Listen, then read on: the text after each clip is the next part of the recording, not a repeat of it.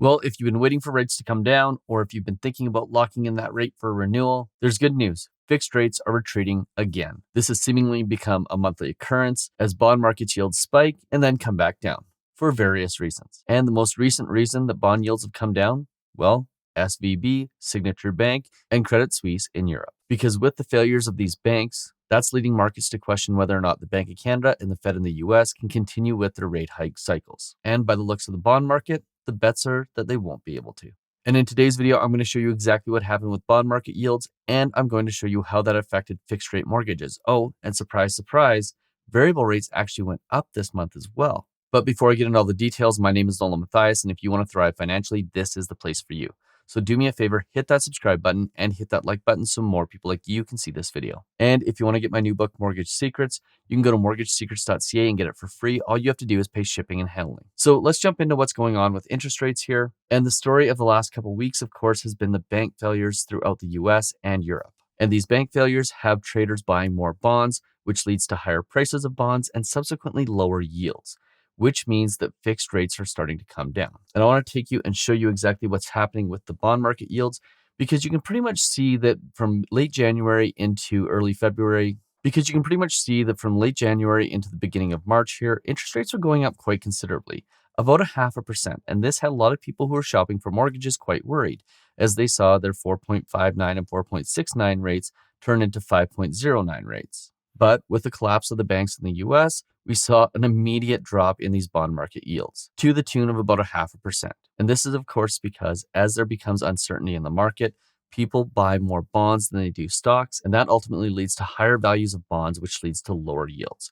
So in other words, uncertainty in the market leads to lower interest rates. We saw that during the pandemic, we saw that during 2008, and that's what we're seeing right now. So the bets in the market as of this moment are that the Bank of Canada and the Federal Reserve are going to have to stop their rate hiking cycles. Now, as an aside to this, the Bank of Canada just got the CPI numbers from Stats Canada, and it looks like the inflation numbers in Canada are starting to cool off, which is a good sign. Now, granted, last year in February, there were spikes in certain goods that created an expected effect that inflation would be lower this year. But nonetheless, the fact that inflation is lower than it's been in quite some time is really good news. And of course, that's not the only good news, because the next piece of good news is the fact that interest rates in Canada from a fixed rate perspective have come down quite substantially, and there is some room for them to further come down as we enter into the spring market. So I want to take you in and I want to show you the interest rates for March of 2023. And this is where things get really, really interesting. And I've broken this out a little bit more in depth than I have in previous months. I'm also going to show you the previous rates so you can kind of see where the momentum is shifting.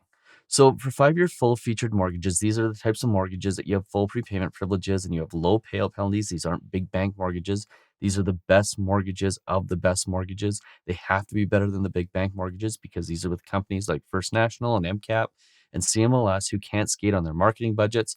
So they simply have to have better products. And that often leads to better prepayment privileges and lower penalties, which is going to be important, especially if interest rates continue to go down. So keep that in mind as you're shopping for a mortgage. Low payout penalties allow you to have freedom down the road to get a lower interest rate, which is the number one thing that will allow you to have a $10,000, $15,000, $20,000 saving at some point in the future. If you have a big bank mortgage, I'm going to apologize in advance, and especially if it's a fixed rate mortgage, you're going to have a big penalty if interest rates go down, and you're going to be stuck paying the interest rate that you're paying. So that is probably the single most important thing that you should be looking for when you're shopping for a mortgage, especially in 2023. So as of right now, the new full featured 5-year fixed rate is 4.84%. This is for insured mortgages, and as you'll see later, for greater than 35% down. Then as you get into the 20% down range, you're looking at 5.09. Again, as always, 20% down payment is the highest risk to the lenders because it is the highest loan to value amount that they will have without having insurance. So these are priced accordingly and subsequently are the highest price mortgages that you'll find in Canada. Then getting into 25% down payment, you're looking at 5.04. Getting into a 30% down payment, you're looking at 5.94. And then again, greater than 35% down, you're looking at 4.84%. Now, there's some specific considerations that you need to keep in mind if you're getting a mortgage on a property that's worth over $1 million, if you're looking for greater than a 25-year amortization, or if you're looking to refinance your property. And in these cases, you have what's called a non-insurable mortgage. And subsequently, you end up having to pay a significantly higher interest rate. So the rates on those are still quite high, around 5.49%.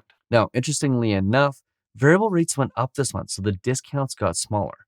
So if you take a look at the discounts now, you're looking at prime minus 0.8 instead of prime minus 0.9. So that means the best variable rate is about 5.9% right now. Then at 20% down, you're looking at prime minus 0.3. At 25% down, you're looking at prime minus 0.4. At 30% down, you're looking at prime minus 0.6. And then at 35% down or more, you're again back to that prime minus 0.8. Now, moving into discount mortgages. These are where you have to be really careful because like the big banks with the high penalties, these also tend to have features that are designed to keep you stuck at the lender that you're at, which means you can't refinance, go to a different lender. If you don't have the ability to have a low payout penalty and be able to switch to a different lender, you lose all your negotiating power and you're pretty much stuck paying what you have to pay throughout your entire 5-year fixed term. So these are the types of mortgages where you might save 0.2%, but you're going to lose the ability to have that $10,000, $15,000, $20,000 savings down the road if it comes available. Now, if it doesn't come available, it doesn't matter. But if it does become available and if interest rates do go down at some point in the future, well, if you have a discount mortgage, which is the type of mortgage that you really don't want in Canada, then you're pretty much going to be stuck. And by the way, these mortgages and the differences between them, I covered them all in my book, Mortgage Secrets. So getting into these 5-year fixed discount mortgages, insured mortgages, you're looking at 4.59%. 20% down, you're looking at 4.84%.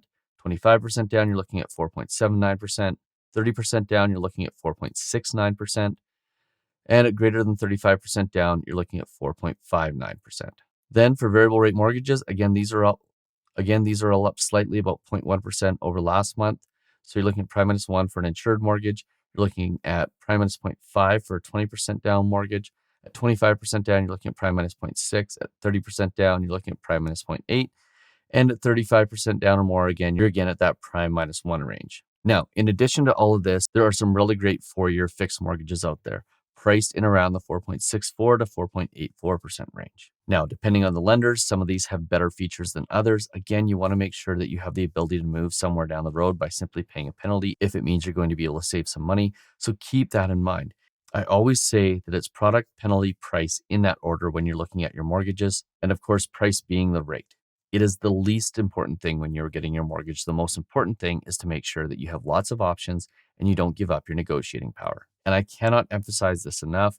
At this time, it makes more sense to be getting a fixed than a variable rate mortgage because they are priced significantly cheaper. And I really have to hit the point home. If you're getting a 5-year fixed with a big bank, you're getting a mortgage that when interest rates go down, you will not be able to get a lower interest rate. The thing that will cost you the most in your mortgage is that big bank 5-year fixed penalty, especially if interest rates start going down. Oh, and by the way, if you're watching this video, probably also means that you're looking at real estate.